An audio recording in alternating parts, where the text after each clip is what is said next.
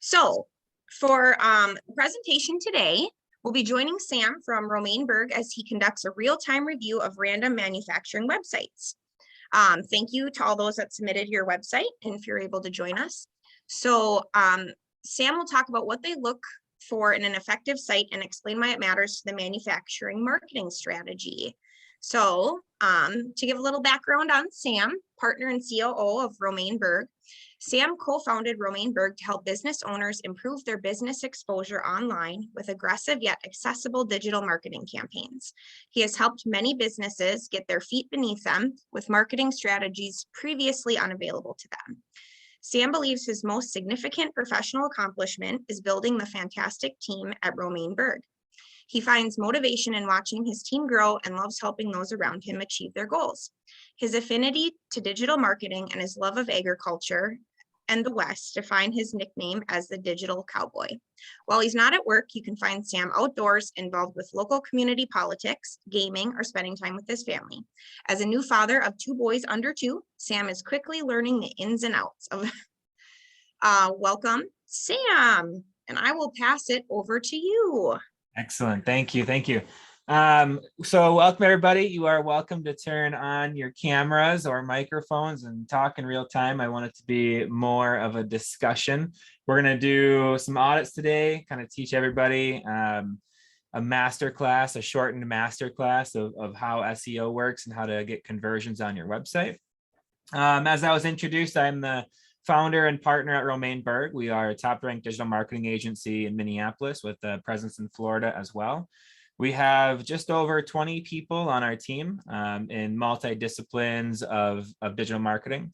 And we oversee about 50 different client projects right now, with about 80% of our business being in the B2B space and primarily in manufacturing and agriculture. We do oversee a multiple 7-figure ad spend across many platforms, but primarily in Google Ads. So we know, there's a mission. We do know quite a bit about how to spend money to make money with paid ads. And we are an award-winning agency. For 3 years in a row now, we've won multiple awards for our work. But beyond all that, I think my probably most proud accomplishment is that I'm recently married and we got 2 little boys under 2 years old. Here's my oldest, and then my youngest one down here with his grumpy face on. So we are an agency based out of Minneapolis. However, we say that a little loosely. We are a fully remote team. And on this call with me today, not presenting, is Tucker and Tristan. Tristan is down in Texas and Tucker is in Illinois. So personally, I live out in Spicer, New London area, if anyone knows where that is, and really enjoy it out here. So today we're going to be talking about how to make your website your most effective salesperson. A lot of companies don't realize this, but your website is probably already one of your most effective salespeople and you just don't know it. Your website is online 24/7, hopefully, and it's always educating your guests as to what you do and trying to convince them to do work with you. But there are ways to make it more efficient. Today, at large, we're going to do kind of an intro to SEO, go over some of the ranking factors on how to rank your website, some of the tools and software that we use, how to do effective keyword research, how to build and analyze good or underperforming content, what is link building, and then we'll move into a live website analysis. I did get 3 submissions before this call. If we have time, I'm happy to take more submissions on the fly. And if I don't get any, I will just pick websites at random. Doing these audits, I'll repeat this again later, but this is a learning experience. And so you might learn things that make you unhappy with your website, but it's not to pick on anybody. It's just so we can all learn and get better with our online marketing. So when it comes to SEO, the basic idea of SEO or search engine optimization is to rank your website in the #1 position. It's a very coveted spot. Being in the #1 position is very lucrative for almost every business, as long as you find the right keywords, and can bring in a lot of leads to your business and sales. Generally, SEO is divided into 3 different pieces. There's on-page, off-page, and Rankbrain. On-page optimizations are things that you have direct control over, what your website looks like, what your content looks like, your meta titles, your meta descriptions, fully within your control. Off-page are things that generally are not in your direct control. It might be a industry association, much like where we're at today, linking to your website, doing a guest blog or a directory submission. It could be having social media discussions about your company, your product, service, etc. All of the things that happen on the internet that is not directly in your control. And the last piece, which is sort of in your control, is Rankbrain. So Rankbrain is the machine learning algorithm over at Google that analyzes the user engagement metrics of your website. How long does somebody stay on your page? Are they leaving right away? How many pages are they looking at? All these different engagement measurements attribute to if you rank higher or even lower. Ultimately, there is over 200 different ranking factors. And the best part about it is that Google doesn't tell us what they are. And so through years of trial and error and research and community sharing in the SEO community, there's really good ideas as to what those signals are, but it is a sort of a best guess. So here's just a few of them, right? So SEO is really not that hard. You just have to do all of these things on my screen and you'll rank really well. Really though, there's a few main buckets. You have your domain level factors, and that might be how long have you owned your domain name. The longer you've owned it, the more trust you're going to have with Google. There is, page level factors, which is usually in relation to your content. Is your content good? Is it unique? Are you writing enough content? Are you going deep enough with your content? Or are you just saying the same thing as everybody else is? Or are you copying and pasting, worst case scenario, from somebody else and creating duplicate content? If you do that, you probably will get penalized. A lot of other things in here, but then, user interaction. This is the entire Rankbrain algorithm. The click-through rate from the organic search engine, the time on page. But yeah, a lot of things go into SEO to kind of make it what it is. So when a client comes to us or a prospect comes to us and says, we want to understand how our website's doing and how we can improve it, usually our first stop is at a free tool called web.dev. This is a tool that Google has created and shared with the marketing community to kind of analyze how your website does.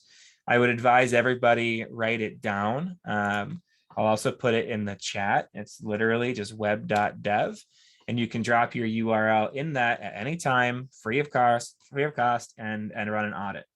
What WebDev spits out to you does get, there's a simple version and then there's a technical version, and I'll show both of those. So the simple version is that you get graded on 4 different buckets: performance, accessibility, best practices, and SEO.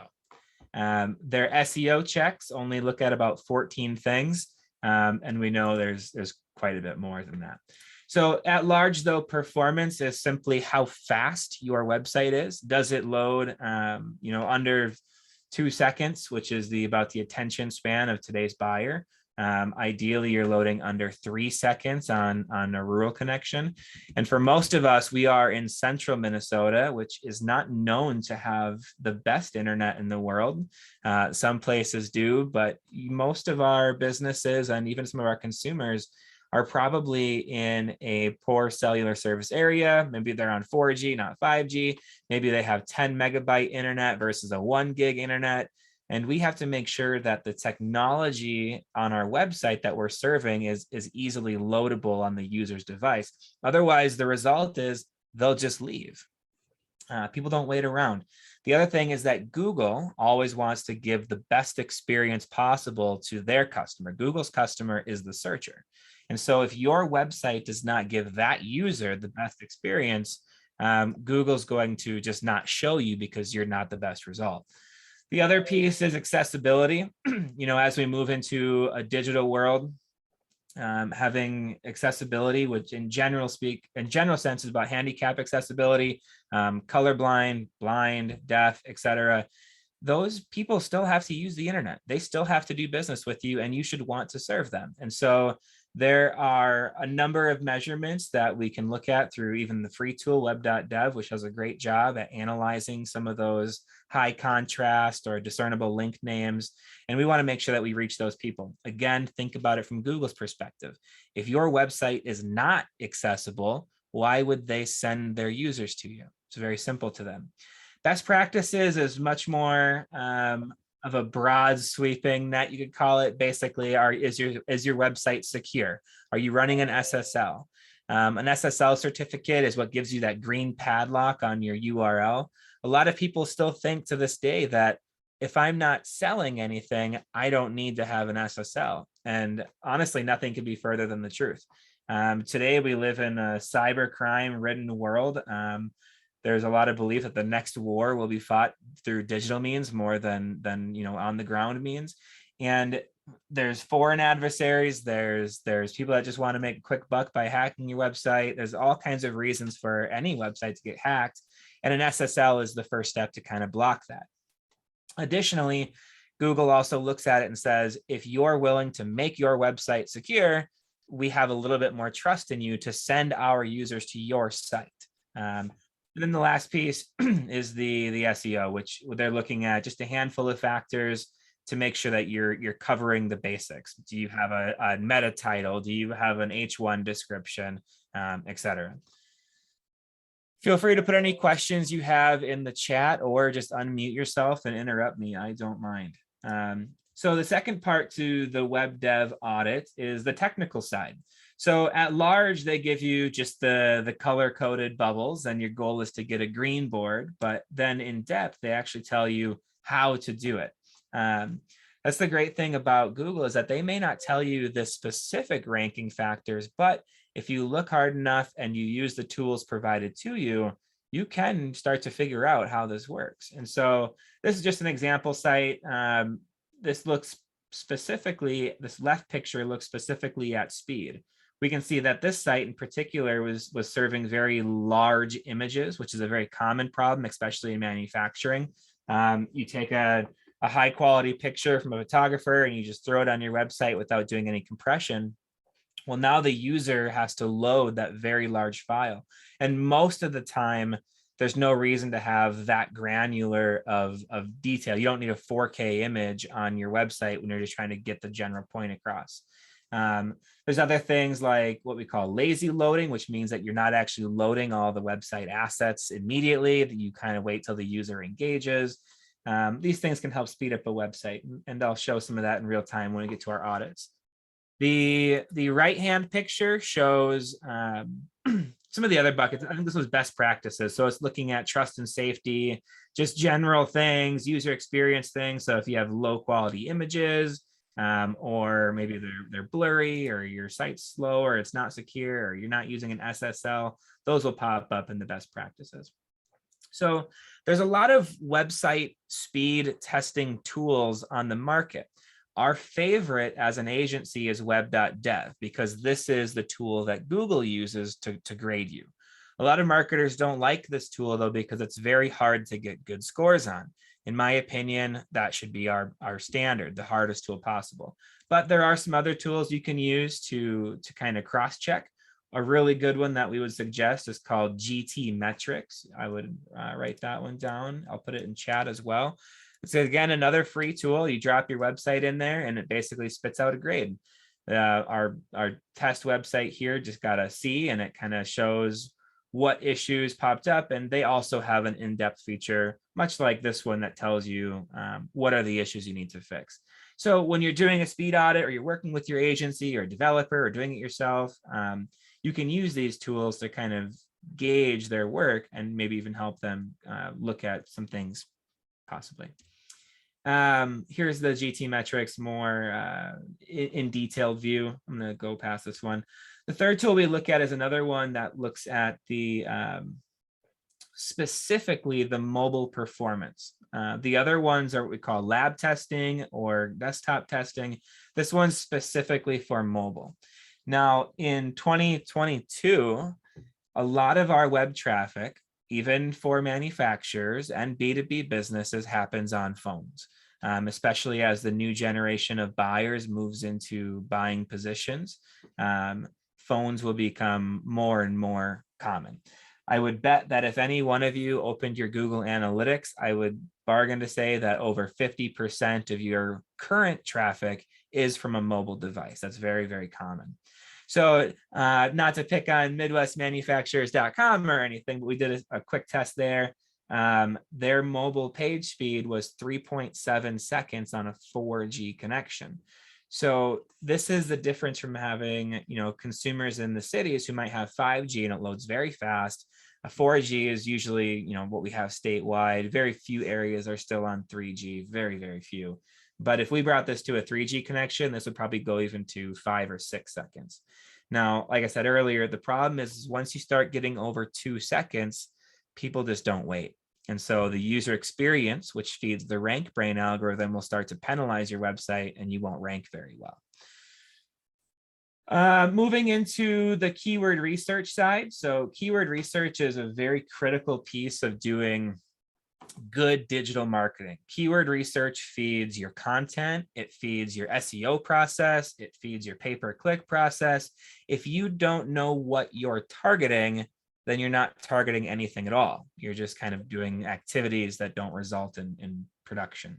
So in this scenario, we pull up a few different tools. On the left side of my screen is Sem Rush and Ahrefs. Those are both paid tools. And on the right side is 2 free tools. One is free, Ubersuggest. The other one is a sort of free, the Google Keyword Planner. It's free if you're running Google Ads. If you're not running Google Ads, they give you a very watered down version that doesn't have the greatest data. Google generally does not like to share their data unless you're a paying customer. So my suggestion, if you don't have an SEO tool, I would suggest starting with Ubersuggest. However, if you have the budget for an SEO tool, and they're not that expensive, I would highly suggest most people in this room get Sem Rush. Ahrefs is a great tool, but it's more for people who wear an SEO specific hat, not just a general marketing hat. I think Sem Rush starts at like $99 a month, which is more than enough data access for one company. So when we go into these tools, you'll see that I kind of pre-filled all of them with the keyword additive manufacturing. And it kind of gives us a list of keywords related to additive manufacturing. Now, it gets a little small in the screenshots here, but basically, if we look at additive manufacturing as a cloud of keywords, there's about 10 to 11,000 keywords related to additive manufacturing, with a total of approximately 42,000 searches nationwide every single month in relation to additive manufacturing. Additive manufacturing by itself has just shy of 10,000 searches per month. You can start to see already how this can be very lucrative for a business. So that's what we call a seed keyword. You start with an idea that you already know, you put it into the tool, and it spits out similar keywords to your seed. The other way that we do this, probably my favorite way, is to do keyword research based on a competitor. So you can actually take one of your best performing competitors, drop them into one of these research tools, and it will tell you every keyword that they rank for. And this is good for 2 reasons. 1, it tells you what their marketing strategy is.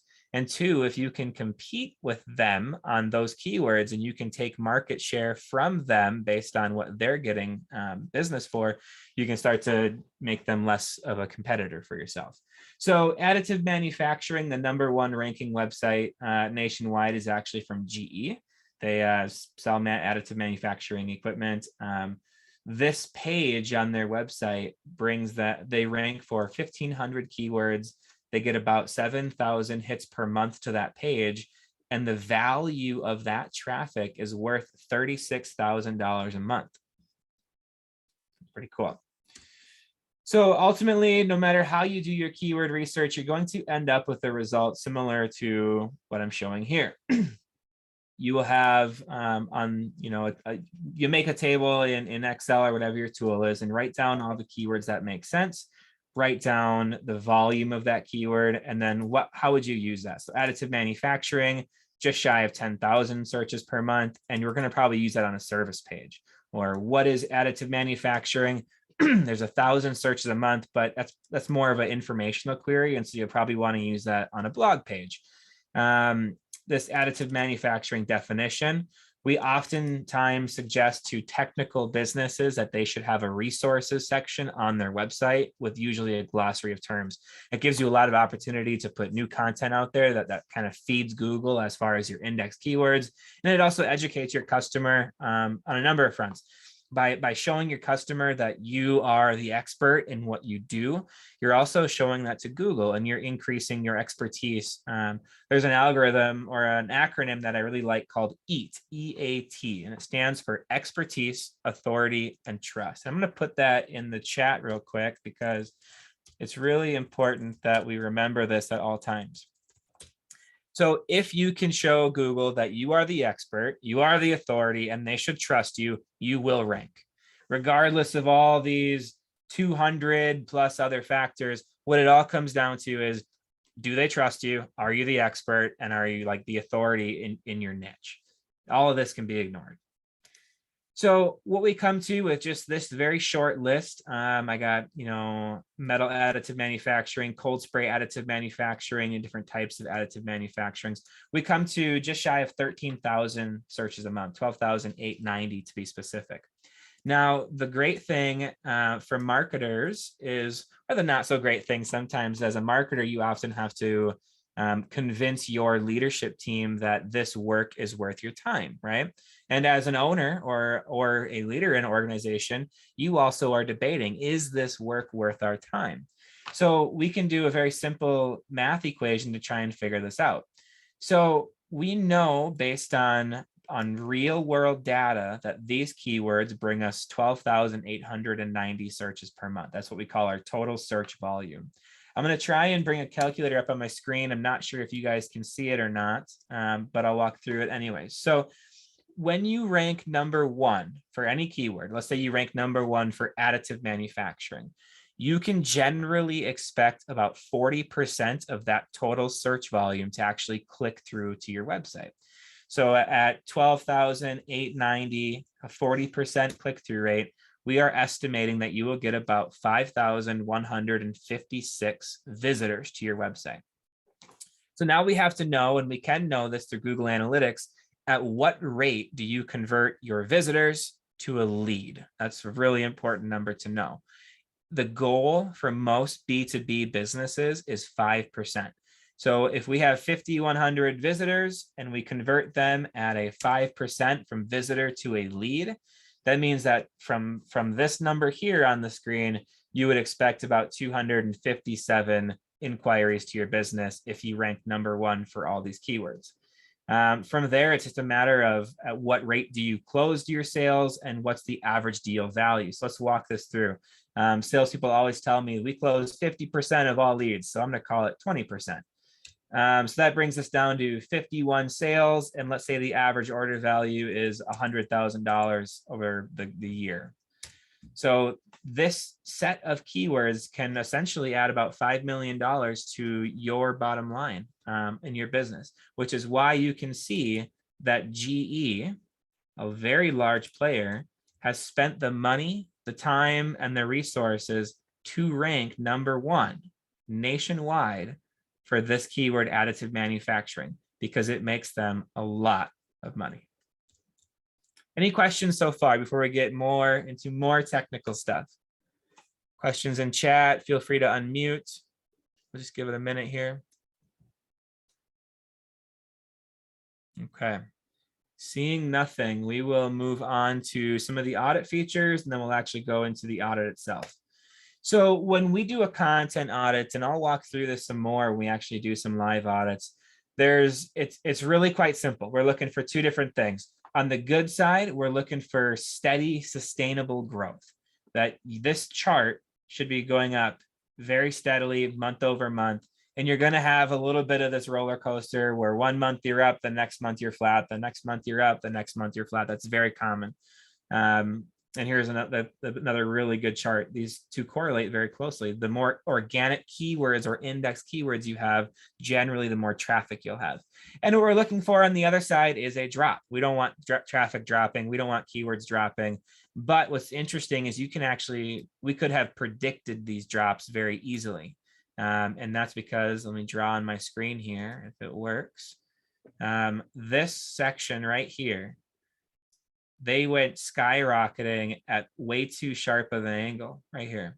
So generally what this means is that maybe their site got hacked, and a lot of spam keywords were inserted onto their website. That's likely the case. And then as soon as Google realized what happened, they dropped them down like a rock. And this company has now been flatlined for over a year because right now Google doesn't trust them. Google says you got hacked, you didn't take security seriously, and as a penalty of that, we're going to kind of keep our thumb on you. And you can recover from these, what we call these algorithmic penalties, but it does take a lot of work. But this was 100% predictable due to the way that they spiked up first. So let me get rid of all my drawings here, close this. All right. So the next one is on a backlink audit. So backlinks are all of the off-page activities. Remember we talked about earlier, there's on-page, which is what you can control. There's off-page, which generally you can't control. And then there's Rankbrain, which is the user experience signals. This entire slide is of good audits. We can see, when we draw, let me get my pencil out again. I like drawing. From the start to current, we have a really solid line. It's consistent, good growth. We have one little spot of concern here, in which shot up, and we were flat lines. That was our penalty. But on the average here, we have a very steady growth. Here's another one where there's a couple different points where they shot straight up, and then they were flatlined, shot straight up here, but then they have pretty sustainable growth. So I'm guessing whatever caused the problem at the first spot, they solved the issue and got rewarded quite handsomely. And then their traffic in relation to that, they got rewarded with a lot of traffic, which made them ultimately money. So this one is our bad links. Pretty same scenario, really. If we see a drop, we don't like that. It's usually a bad sign of things to come. A lot of these were quite predictable, again, if you were paying attention, because this massive spike here in backlinks is a red flag to Google that you're manipulating their system and they're watching that. Or maybe it's not you or somebody, you're breaking the rules. And so this spiked up heavily, and this angle, although it's still growing a little bit, it's not what we'd like to see like we have on the other slides, because they are being penalized from this action here. Same story here, just a massive increase, and then it fell off and they've been flatlined since. Here's another one that I would expect. I would expect this to go down because of the way that they're growing. They had a huge spike and then they flatlined forever, and then they're having another spike. I would assume that they're going to flatline again.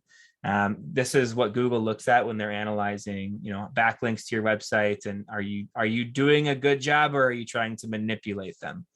So we're going to look at some of these in real time now that we've kind of covered the basics. I do have some submissions already. BD rollers, Two River Stainless Kings, and industrial finishings.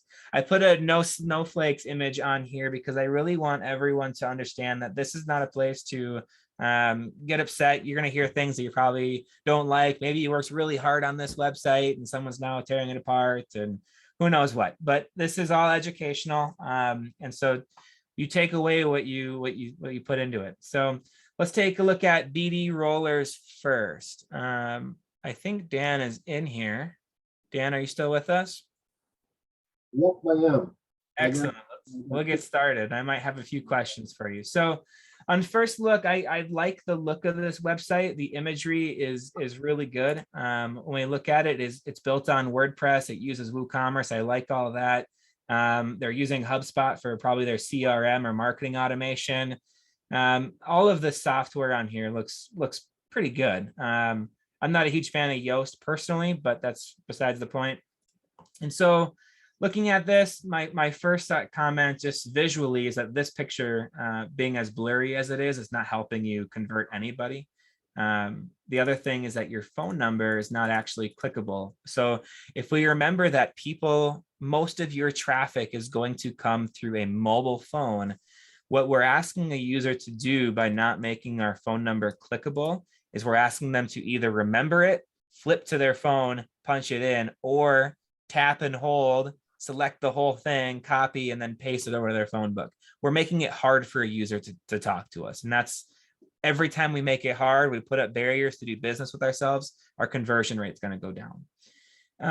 Otherwise, I mean, I like these graphics you have on here. Videos are fantastic. I think videos are always great. I see that you are on WooCommerce, which means that you probably have an e-commerce portion of your website. However, I'm not seeing like a buy now button. So we'll try and talk about that later. I love dealer locators. Ideally, this should work. So I'll just do a quick test real quick. And yep, in St. Martin, there's an Arnold's up there that sells your product. So this probably works. It's good. Product information. This phone number actually links, but it's in my opinion, I would change your call to action here. You say order now on your call to action button, but then you send them to a phone call. Phone calls are not always your best converting call to action. A lot of buyers, depending on the market that you serve, they don't want to talk on the phone. They would rather fill out a form and get information. Some people want to talk on a phone, but I would split test this one if I were you and add like a contact form or even just an actual e-commerce. It looks like you have WooCommerce already installed. So making this an actual product page might actually automate your sales process. Let's look down here. Social media should all work. That's standard. The other thing I'm seeing here, and this is becoming more important as time goes on, probably for everybody, is that we need to have a terms of service policy, like a legal page. We need to have a privacy policy, and we need to have an accessibility policy. I'll show you what that looks like real quickly here on the Romain Berg website. If I go to the footer, you can see all these. They're generally really affordable to get a lawyer to make them. I would not suggest using a free online generator. You don't need to update them very often, but if you do want to take your marketing seriously, you will be collecting personal information on users. You'll be cookieing them, you'll be retargeting. Maybe you're already running Google Analytics. And so if we go look at BD rollers, I can tell you that you are using Google Tag Manager and you're using a plethora of tracking tools, analytic tools. You're using Facebook Pixel, you're using remarketing. That's all really good. However, I'm not a lawyer, but you're breaking all the terms of service of those platforms because you don't have a privacy policy that states how you're using that data. And so you're in violation. But also beyond that, think about Google's perspective, right? If you have a privacy policy, if you have a terms of service and you have an accessibility policy, you instantly get more trust. And just like our EAT acronym says, expertise, authority, trust, by adding these policies, and it might cost you $1,000, I don't know, it's worth it. It's worth it in every way because one, you're not violating those platforms' terms, but two, you're also building that trust in Google so they rank you higher. So let's actually go look at some analytics from, these are third-party analytics and audits. So I already ran a test of BD rollers ahead of time because I don't want to wait for the processing time. We can tell that the best practices bucket, you're doing pretty well. And I would probably agree with that. This is probably the easiest bucket to get right. You have an SSL, that's the green padlock up here. You're doing all the basic stuff, the best practices. There's a couple things that you're missing. One thing that you should be really concerned about if you want to do e-commerce is what they call a content security policy. Basically, your website's fairly easy to hack right now because you don't have security on it. And so as a hacker, I could target your website. I would identify you wouldn't have security on your website, and I could actually start to steal your customer information, which creates a huge liability for you legally. There's very easy ways to just button this up. One of the tools you can use that's free, it's called WordFence Security. It's a free plugin on WordPress. They have a premium version too, which is usually worth it, about $99 a year.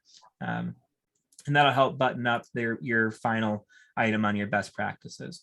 The other stuff, so like let's go to performance first. Performance is your worst. Your performance on your website is quite bad.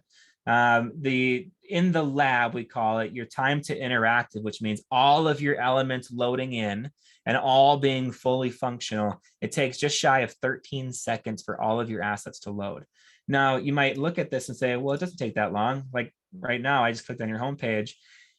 You could see it spinning for at least probably 3 seconds. But right now, even though you can't see it, there's features below my main screen that are still loading in. And it takes a full 13 seconds for that data to come through.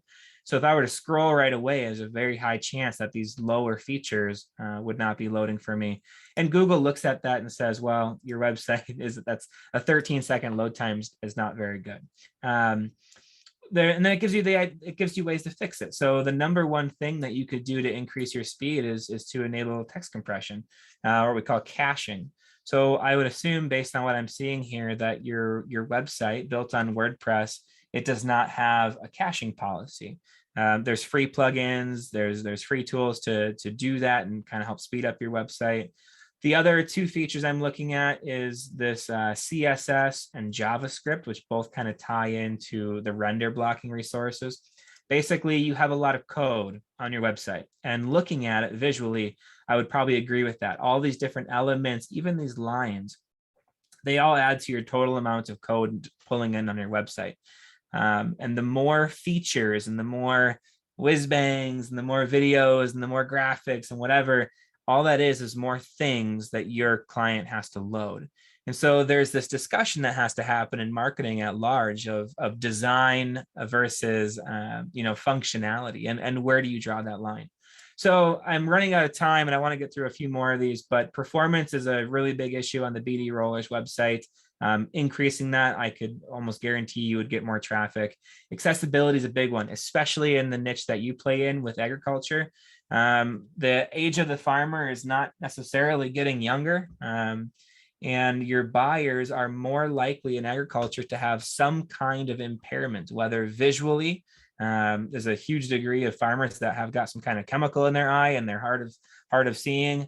Maybe they're hard of hearing. And so your videos down here, they should have, I'm not going to wait for the ads, but your video should have, subtitles. For you specifically, accessibility should be a very, very big deal. And right now you're not scoring the greatest. And it tells you exactly why here as well. Again, this tool is web.dev. I'll put it in the chat so you can look at this again later. I'm going to close this out and move on to the actual analytics. So when I drop your website into Sem Rush, the tool that we use as an agency, I can see that you get 66 users per month on your website. And a couple of things that concern me right away is this chart right here. You can kind of see that you had this very large spike, you kind of plateaued, and then you had a huge drop and you're actually still dropping. And so I'll draw that out. You kind of spiked. Your rate of incline is higher than I'd like to see for whatever reason, I'm not sure. And then you kind of tabletopped and now you dropped like a severe drop and now you're still declining. So at some time in this area, and I'll make my assumption, you can tell me if I'm right or wrong, between June and March of 21, I'm guessing you probably launched a new website. And that is where your drop is coming from. Did you launch a new website recently? It's a total guess. That's exactly what happened. That's exactly what happened. Yep. So what happens when you have this rate of incline, and when you launched your new website, I'm guessing you didn't build all the pages that existed on your old website. And if you did, we didn't 301 redirect them to the new URLs. And so it's actually a really common problem. I've seen it happen in multi-billion-dollar enterprises. Tristan and Tucker from my team here can attest to this too. It's a very common problem, is that you build a new website, some marketer somewhere or some idea got you on this idea that we got to build a whole new brand because it's not working. And then you rebuild it and then you forget to 301 it, and it ended up causing more damage, and it's still causing damage to this day. And we're almost a year past your launch date. So, Yeah, see, we changed advertising agencies too. yeah. So they probably, did you change a domain name as well? No, No. Okay. So they probably changed hosting or they didn't do redirects. It could be a number of things. Ultimately, you're not going to increase your organic traffic until you fix this problem. So organic, there's two metrics that we look at: organic traffic and organic keywords. Organic keywords is always what we call a leading indicator. If your organic keywords is dropping, your traffic will also follow and drop. If your organic keywords is rising, same thing, your organic traffic will increase. Ultimately, though, you haven't had a whole lot of traffic to worry about. Even at your peak, you only peaked at 116 hits per month from Google search. This is specifically from organic search, Google search. But if we go look real quick at your keyword opportunities, I'm just going to look at what keywords you rank for. I just got kicked out. Let me get back in here. So, hay conditioner, that's probably a good keyword for you, right? yes. So right now you rank number 87, bottom of page 9, and there's 390 searches per month. So if you rank number 1 for that keyword, let's do the math: 390, a 4% or 40% click-through rate.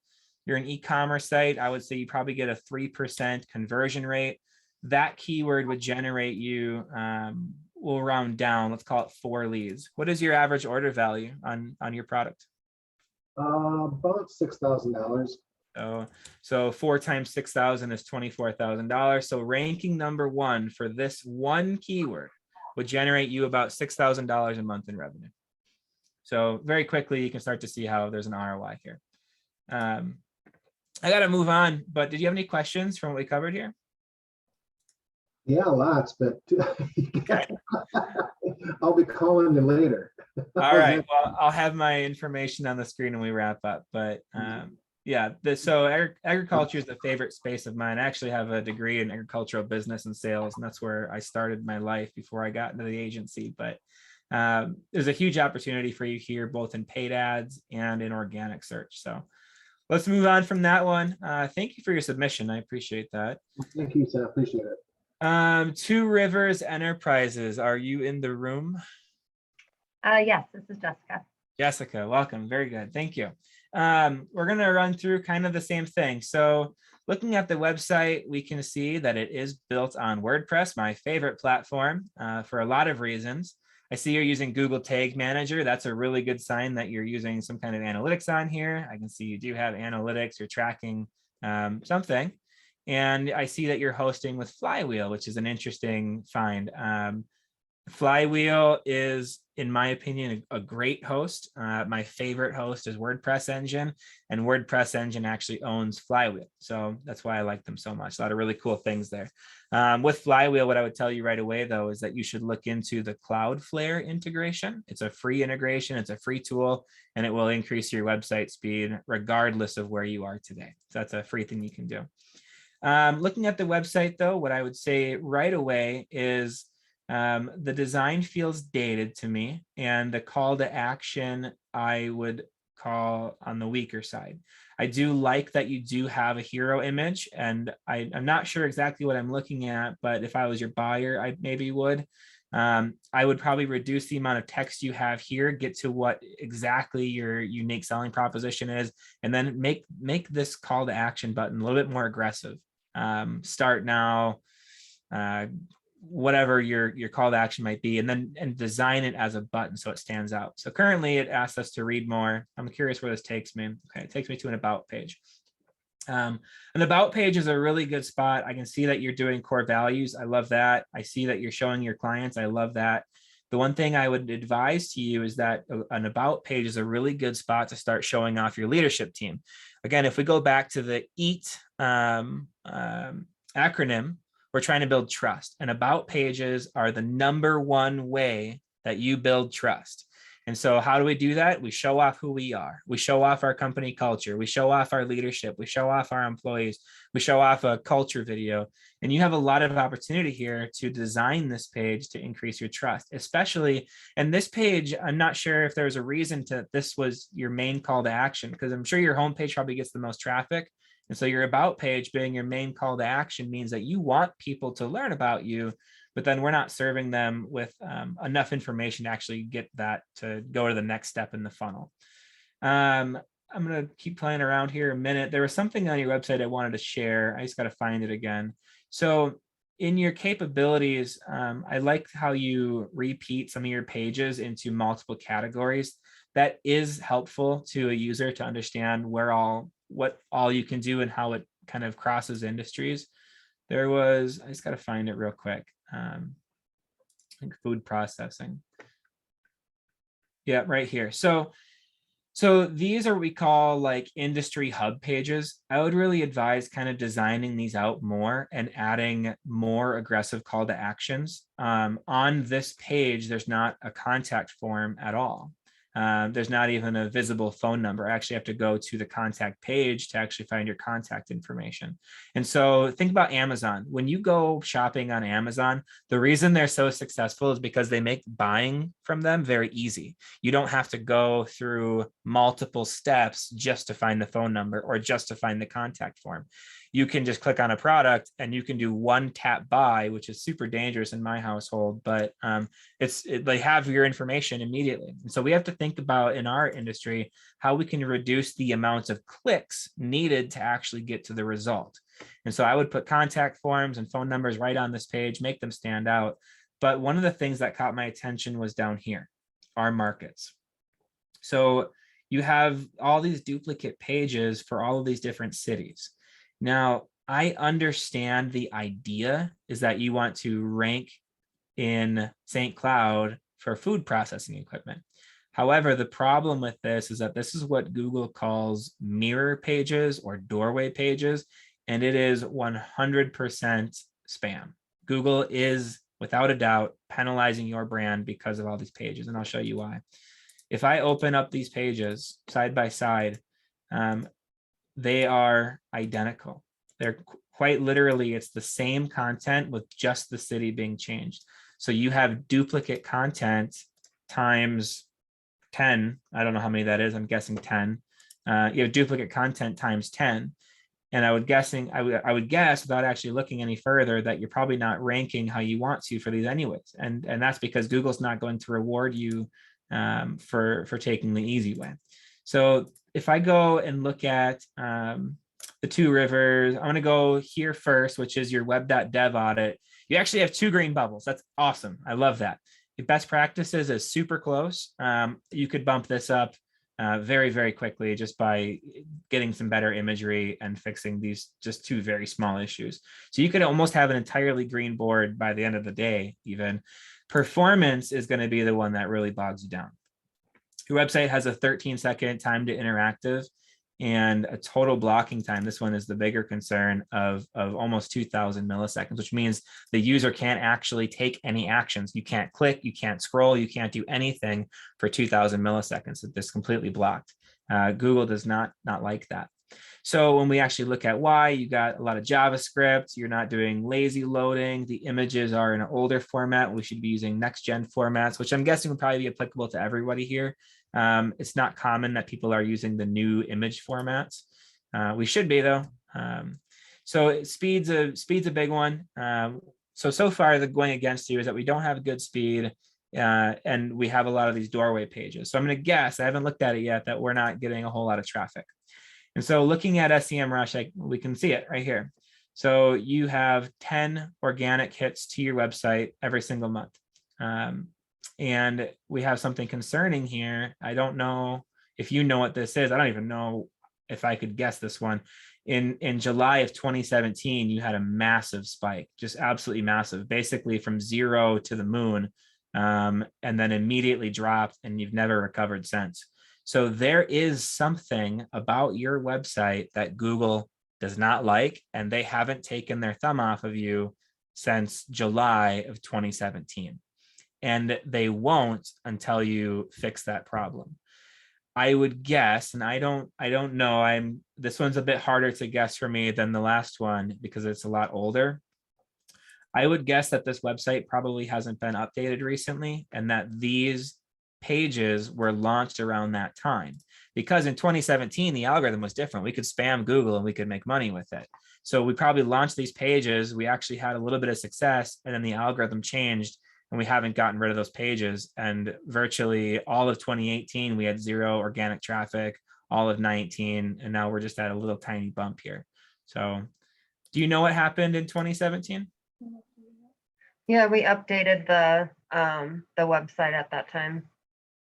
Interesting. And is that when those doorway pages got launched, you think?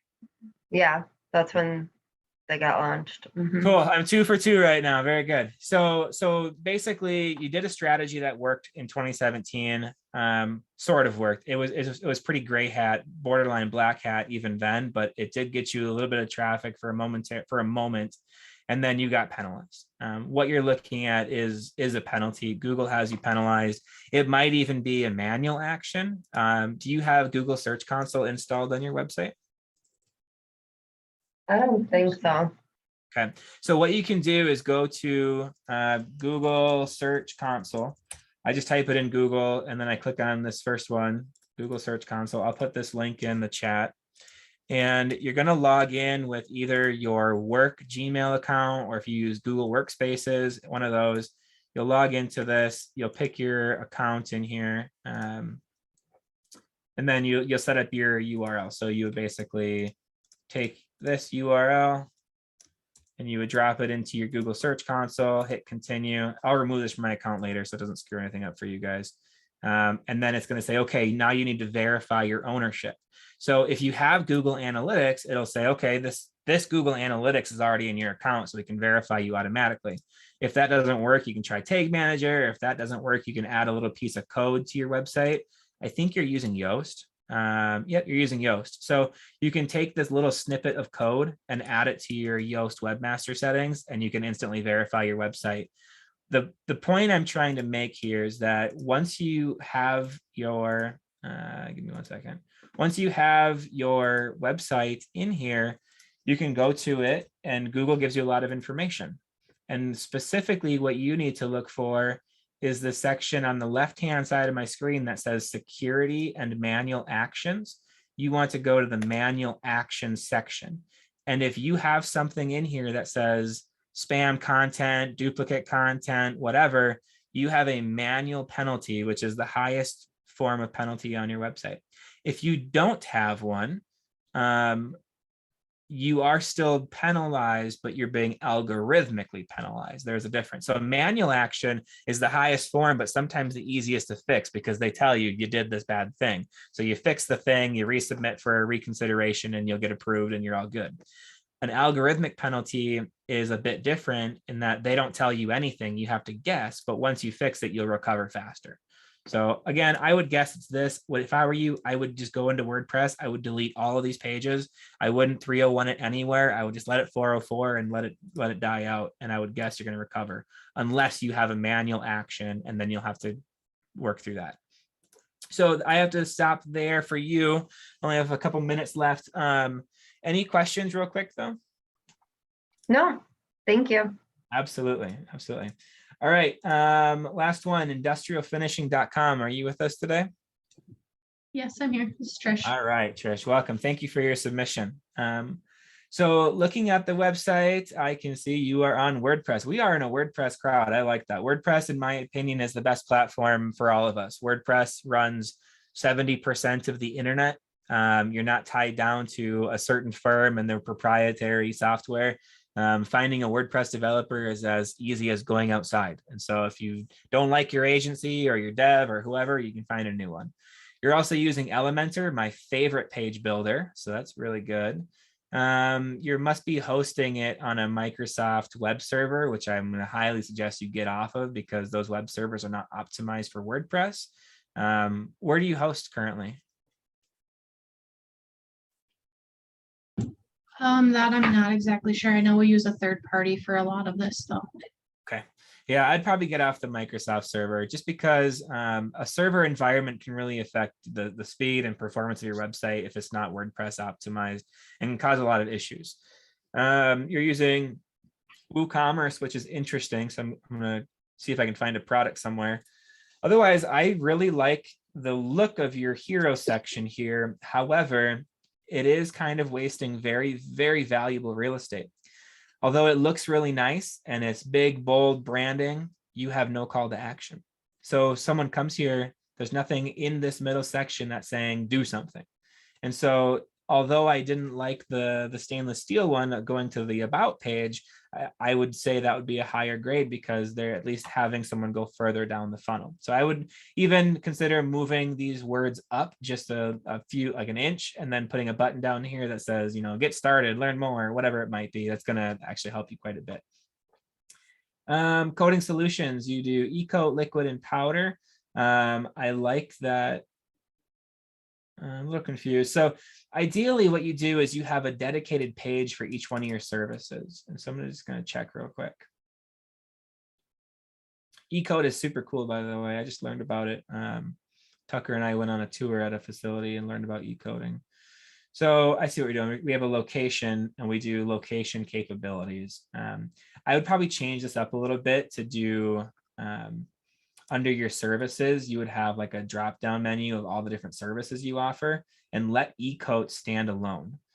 Because right now we're tying e-coding so closely to the New York Mills location that you're probably going to have a really hard time ranking for e-coding because the page is about New York Mills.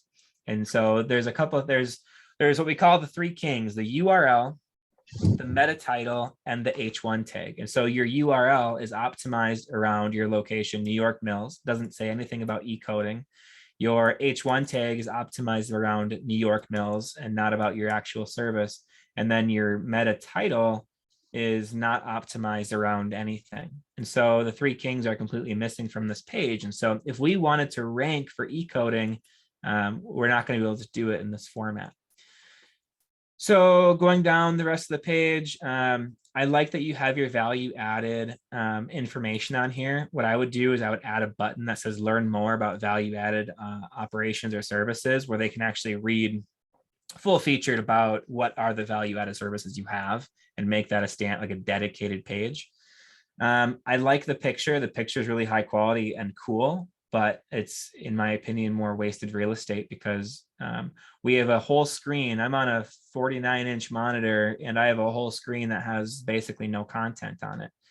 And then down here, why choose us? Your unique selling proposition really should be moved up higher, but you could actually consolidate these two sections and just place this content right on top of this picture. And that might help a little bit with your consolidating your homepage.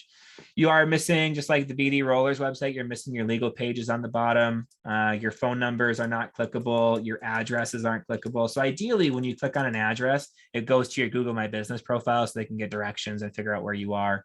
And your phone number should definitely be clickable to actually click to call. I like that you have your ISO certification on here. I would advise probably making it smaller and maybe doing, if you're going to put this as like a certification box, I would look to add more if you had more. Otherwise, I mean, the homepage, the design's not awful. I just think the way that it's structured could use some work.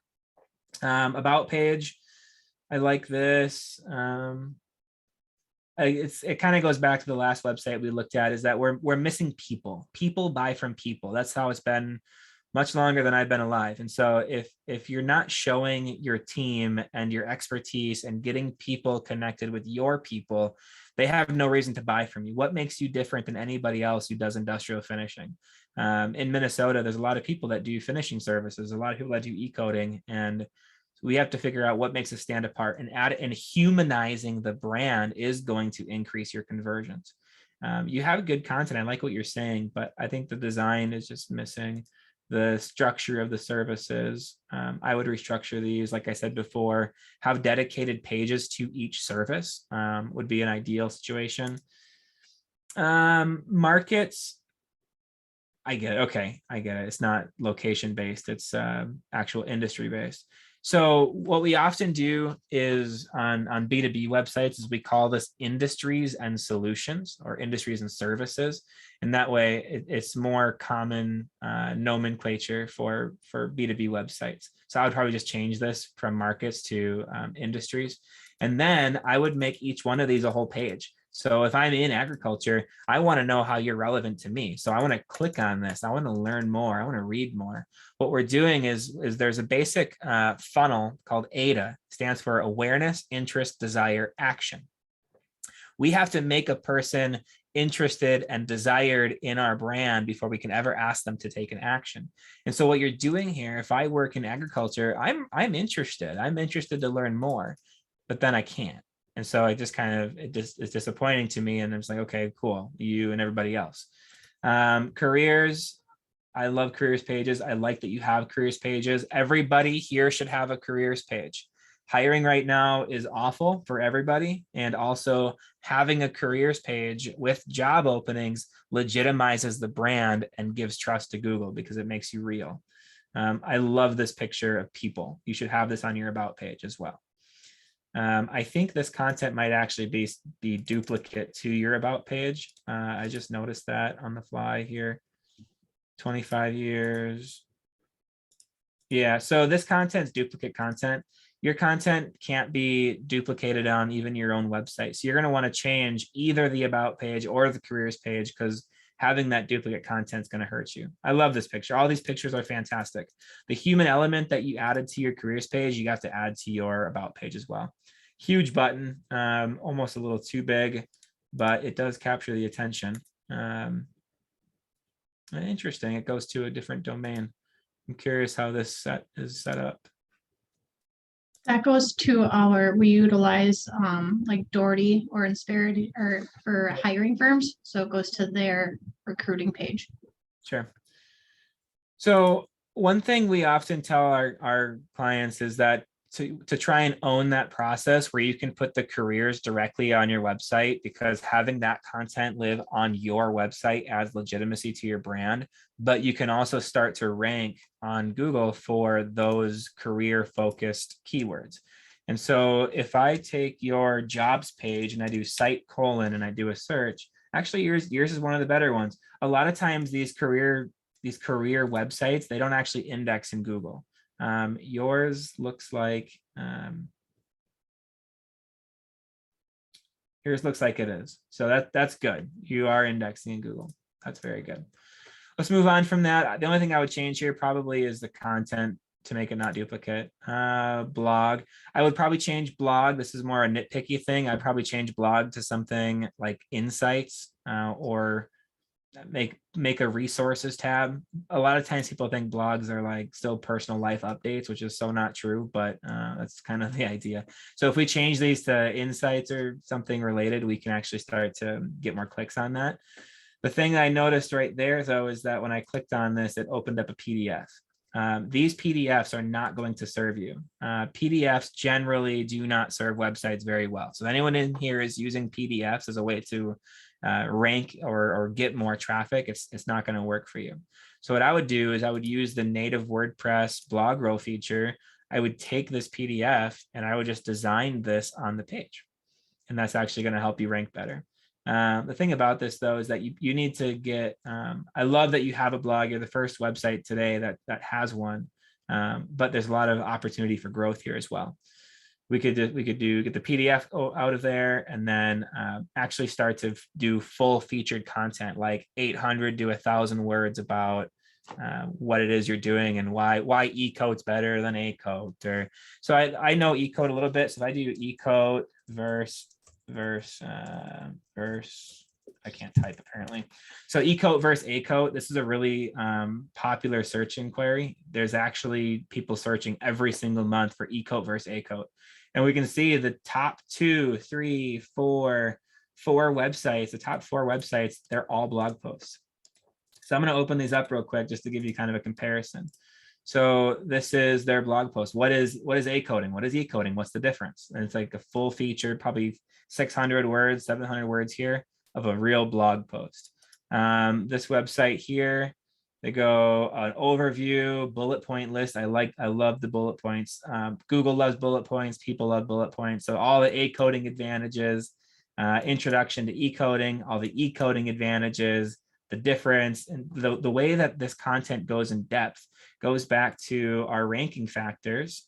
which I'm just not going to go through them all, but this page level factors, the content depth is really, really important. The more you go deep on your content, the more you will be rewarded. So I love how they cover A code, they cover the E code, and then at the very end, why E coding is better. And for them, they want to sell E code, right? So they're of course going to say it's better, but they walked you through the process.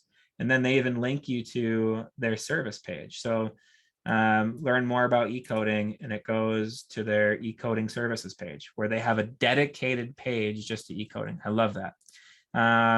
This website, this is a little older design, but kind of same concept, like the very in-depth content. And that's why Google is rewarding these 4 websites with the top 4 positions. So there's that. I'm going to go, we are overtime. I see a few questions I missed. I will come back to that. You guys are welcome to start dropping if I'm taking up all your time, but I'm going to finish this one out and then go through questions. So industrialfinishing.com, you got 3 out of 4 at a very high 80. It would not take much for you to push these into almost an entirely green board. I would run an audit for sure and try and work on these items, or send it to the agency or vendor you're working with and say, you know, why isn't this fully green boarded? Performance, just like I thought. You currently have the worst performance score out of the pack, and that is primarily due to your server, in my opinion. You're the only website that is hosted on a Microsoft server, which is really old technology, a Microsoft.ASP server. It's really old technology and it's not really compatible with WordPress. And so the result is that your performance score is one of the lowest ones. Largest contentful pane at 22 seconds. That's very, very high. So we have issues right here. Reduce server and server response time. So this directly is saying you could save 4 seconds of time by getting a better server. So doing nothing else, you would improve your score.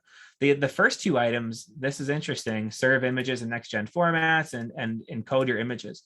Basically, your website has beautiful imagery and photography. I'm guessing you have hired a photographer or you do it yourself with a real camera. I can tell your pictures are awesome. Like this one in particular, the quality of this picture is fantastic. But my guess is it's a 4K resolution image, and we just don't need that. We don't need it. It's hurting you. And so compressing those images, using web efficient images, getting a better server. That was the first thing I noticed as well, is getting a better server. Those things will improve your speed score drastically. And then you almost have an entirely green board. So technically speaking, your website is looking really quite well. I think just structurally, there's a lot of work that could be done. I would also, I would add your logo in the top left up here, just a little tidbit. So I think that's gonna, oh, here, I didn't go through Sem Rush. Sem Rush shows that you have 90 hits per month via organic search. Your chart is all over the place, very sporadic. I don't have a prediction for you on what's going on. I would need to look closer. My concern right away is that in this time frame here, hold on a second. In that gap there from February 18 to July of 19, something happened here, as you can see, that's very abnormal. And it almost appears like Google has their thumb on you, because every time you start to get to this 120 level, you just can't break through it. So think of it like kind of like, stock trading. This is your resistance line right here. You just can't seem to break through this. And something happened in this section that Google's not happy with, and you're kind of holding that old baggage. Was there anything that happened in that time frame that you can think of? Yeah, we did a brand new website and it lasted about 2 months and got hacked. So the website that we've been reviewing, we put together January of last year and actually went through the proper steps with like security and all of that. Yep. So I'm guessing there's probably some still bad karma out there with Google that you just haven't cleaned up yet. And that would be if you could fix those issues and really instill trust in Google, you're going to go really far, because you have a lot of the expertise. You're showcasing your website looks great, but you're lacking a lot of trust signals. And if you can do that, you will grow your website. Absolutely. All right, I'm going to call it there. I hope that was helpful for you. Yeah, can I ask one quick question? Yeah. So the one tab that we didn't get to was the Teams tab, and you had mentioned getting more personable. So I'm just curious on your thoughts on that tab specifically, if we should integrate that somewhere else, or Yeah, I mean, this is exactly what I was talking about. You're right. So I would get rid of this page because it's basically duplicative of the about page. I would merge them together into one about page. Okay, And I would So- I would redesign and restructure your about page to include your team and yeah, absolutely. This is a nice page. okay. That makes sense. Thank you for your time. I appreciate it. Absolutely. I'm going to go through the chat real quick. I see a couple of questions from Zach. Do you recommend a homepage to start with the why we are different, or instead prioritize what we offer? Also, does this change from B2B versus B2C? Yeah, it does change from B2B to B2C. B2C consumers, they only really care about themselves. And so your content, it should not talk about you hardly at all. It should only talk about them. What does your product do to benefit them? How does your weight loss pill make them lose weight? How does your CBD product make them lose wrinkles? They don't care about you. They don't care about your process. They don't care about you. It's all in the creative, and it's all about how you make them feel. In the B2B world, it is more personal. The cool thing about B2B buyers is they want to know who they're buying from. They want to know your quality controls, and they want to know how fast you can turn it around. And is it going to be affordable? Are you?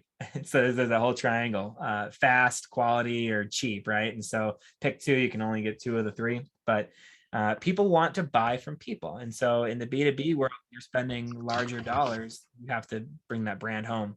And so on the homepage, why we are different, I would maybe start with your solutions first, kind of like this one is, and then go into your differences. Al Freeman, if you host a blog on another site like HubSpot, does it affect your webpage SEO? No, and sort of yes. So it's one of those famous SEO answers of it depends. Those website platforms, HubSpot, Wix, Weebly, Squarespace, whatever, they're all great tools, and they all serve different purposes. They can all rank for any keyword you want. I have ranked Wix websites. I've ranked HubSpot websites. They can all do very similar things. However, the problem with those platforms is that they are a closed source code. You cannot change HubSpot's features. You cannot change Wix's features. You get the templates, you get the builder, and you are confined to what they offer you. And so if there's a technical problem that you can't solve and they can't solve, you're stuck with it.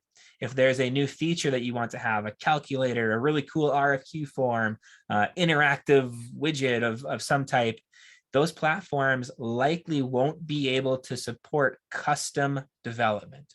And so if custom development is something that you want, you can't be on a platform like that. You have to choose an open source platform like WordPress, because on WordPress, be a little careful, but basically, if you can dream it, you can build it given enough time and money.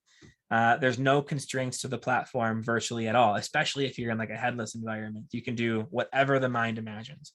So can you rank a HubSpot website? Absolutely. Can you make custom development stuff? Probably not. I think that's all of our questions. Did you want to wrap it up a certain way, Alyssa? No, if there's no more questions, I just want to thank everybody for attending today, and special thanks to you, Sam, Sam Romaine from Romaine Berg, for such an informative webinar. Again, I am going to be recording this. It has been recorded, so I'll send it out via link to everybody that registered, and it'll also be on our events tab on our website. Excellent. So if anybody wants to do a one-on-one audit, I'm happy to do those, which we can actually like deep dive. I usually do 30-minute sessions. We can cover a lot one-on-one in 30 minutes. We covered education and 3 websites in an hour and 15 today. So one-on-one for 30 minutes, free of charge. Just email me. We'll set up a time. I love doing these, if you couldn't tell, and hopefully you learn something out of it too. So my information's on the screen. That's my email. That's our office line. I'm also on LinkedIn. I'm pretty sure I sent a connection request to everybody before we started. So contact me on LinkedIn, whatever works for you guys. And I'm local to the St. Cloud region. I'm south quite a bit. I'm down in Spicer, but happy to meet in person too. So. Thank you again, Sam. This was Absolutely. great. Thank you. We'll talk to you all later. Bye.